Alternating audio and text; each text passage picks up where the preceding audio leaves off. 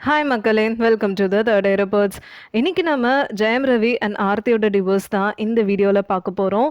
Cinema இண்டஸ்ட்ரியில ரீசென்ட்டா divorce news அடிக்கடி பார்த்துட்ருக்கோம். தனுஷ், ஐஸ்வர்யாலேருந்து ஆரம்பிச்சு நாக சைத்தன்யா, சமந்தா பேரா இருக்கட்டும், ஜிவி பிரகாஷ், சைந்தவியா இருக்கட்டும், இந்த மாதிரி அடுத்தடுத்து டிவோர்ஸ் நியூஸ் அதிகமா வந்துட்டுருக்கு. அந்த வகையில ஜெயம் ரவியும் டிவோர்ஸ் பண்ண போறாருன்னு நெறைய ரூமர்ஸ் ஜூன் மந்த்ல ஆரம்பிச்சுது. அதுவும் மெயினா பார்த்தீங்கன்னா, அவங்களோட 15th வெட்டிங் ஆனிவர்சரிய செலிப்ரேட் பண்ணி ஒரு சில நாள்லயே ஆர்த்தி தன்னோட Instagram பேஜ்ல இருந்து அவங்க ஹஸ்பண்ட் ஃபோட்டோஸ் எல்லாத்தையுமே டெலீட் பண்ணியிருந்தாங்க. இதுதான் ரூமர்ஸுக்கு ஸ்ட்ராங்கான பேஸ்மெண்ட்டா அமைஞ்சிருந்தது. ஆனா ஆர்த்தி உடனே 2003ல வெளிவந்த ஜெயம் படத்தோட ஒரு ஃபோட்டோ போட்டு அந்த ரூமர்ஸுக்கு ஃபுல் ஸ்டாப் வச்சாங்க.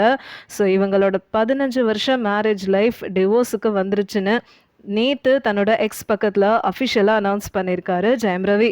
இவங்க 2 பேரும் லவ் பண்ணி 2 பேரோட பேரண்ட்ஸ் பெர்மிஷனோட 2009ல கல்யாணம் பண்ணிக்கிட்டாங்க. இவங்க 2 பேருமே ரொம்ப பிரைவேட்டா தான் இவங்களோட லைஃப்பை லீட் பண்ணாங்கன்னு தான் சொல்லணும். என்னதான் ஜெயம் ரவிக்கு ஒரு பக்கம் சினி லைஃப் இருந்தாலும், இன்னொரு பக்கம் ஃபேமிலியோட டைம் ஸ்பெண்ட் பண்றது, வெக்கேஷனுக்கு கூட்டிட்டு போறதுன்னு ஒரு பக்காவான ஃபேமிலி மேனுன்னு தான் சொல்லணும். இவங்களுக்கு ஆரவ் அண்ட் அயான்னு 2 பசங்க இருக்காங்க. அது மட்டும் இல்ல, நெறைய டிவி இன்டர்வியூஸ்ல 2 பேரோட love journey and Jayam Ravi தன்னை எப்படி பார்த்துப்பாருன்னு நெறையவே ஆர்த்தி இன்டர்வியூல சொல்லியிருக்காங்க. இப்படி ஹாப்பியான கப்புள் எப்படி டிவோர்ஸ் ஆகுறாங்கன்றது ஃபேன்ஸுக்கே ரொம்ப அதிர்ச்சியான விஷயம்னு தான் சொல்லணும். ஜெயம் ரவி தன்னோட எக்ஸ் பக்கத்துல 2 நோட் ஷேர் பண்ணியிருக்காரு. ஒண்ணு தமிழ்ல இருக்கு அண்ட் இன்னொன்னு இங்கிலீஷ்ல போஸ்ட் பண்ணியிருக்காரு.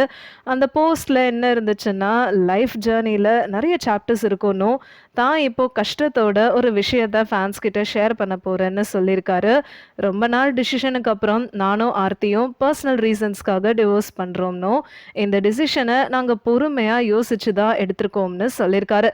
இதனால எல்லாரும் எங்க டிசிஷனுக்கு மரியாதையை கொடுத்து தேவையில்லாத ரூமர்ஸ்னு எதுவுமே கிரியேட் பண்ணாதீங்கன்னு ரெக்வஸ்டும் பண்ணியிருக்காரு. கடைசியா தான் எப்பவுமே ஃபேன்ஸுக்கு ஜாய் அண்ட் என்டர்டெயின்மெண்ட்டை கொடுக்கறது தான் தன்னோட முதல் ப்ரையாரிட்டினும், அவரோட சினிமா ஜேர்னியில் இவ்வளோ நாள் சப்போர்ட் பண்ண ஃபேன்ஸுக்கு ரொம்பவே நன்றின்னு சொல்லி போஸ்ட்டை முடிச்சிருக்காரு. இந்த போஸ்டோட கேப்ஷனாக grateful for your love and அண்டர்ஸ்டாண்டிங்னு ஆர்த்தியை பார்த்து போட்டிருக்காரு. இதை பற்றி செய்யாறு பாலு ஒரு வீடியோ போஸ்ட் பண்ணியிருக்காரு.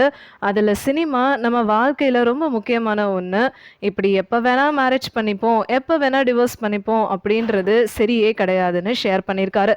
அது மட்டும் இல்லை, இவங்களை பார்க்குற ஃபேன்ஸும் டிவோர்ஸ்ன்றது டீ சாப்பிட்ற மாதிரி ஈஸியான விஷயமா எடுத்துப்பாங்க. இது கொஞ்சம் கூட சமுதாயத்துக்கு நல்லது கிடையாதுன்னு ரொம்பவே வருத்தமாக ஷேர் பண்ணியிருக்காரு.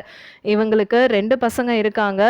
அவங்களுக்காவது இவங்க டிவோர்ஸ் பண்ணாமல் அவங்களுக்குள்ள நடக்கிற பிரச்சனையை பேசி தீர்த்திருக்கலான்னு, கல்யாணம் பண்ணி சேர்ந்து ஒன்றா வாழ முடியலன்னா எதுக்கு கல்யாணம் பண்ணிக்கணும்னு ரொம்ப ஆதங்கத்தோட அவர் வீடியோவில் சொல்லியிருக்காரு. மேரேஜ்ன்றது வாழ்க்கையோட பிகினிங் ஸ்டேஜ்ன்னு தான் சொல்லணும். அந்த பாண்டிங்கை 2 பார்ட்னர்ஸும் கவனித்து அதுக்கான மரியாதையை கொடுத்தா கண்டிப்பாக மேரேஜ் சக்ஸஸ்ஃபுல் தான். ஜெயம் ரவி அண்ட் ஆர்த்திக்கு நடுவில் என்ன நடந்துச்சுன்னு நமக்கு தெரியாது. அதனால அவங்களோட டிசிஷனுக்கு மரியாதையை கொடுக்கறது தான் சரியா இருக்கும்னு நினைக்கிறேன். உங்களோட தாட்ஸ் என்னன்னு மறக்காம கமெண்ட்ஸில் போடுங்க. உங்களுக்கு இந்த வீடியோ பிடிச்சிருந்ததுன்னா லைக் பண்ணுங்க, ஷேர் பண்ணுங்க, சப்ஸ்கிரைப் பண்ணுங்க அண்ட் மறக்காம கமெண்ட் பண்ணுங்க.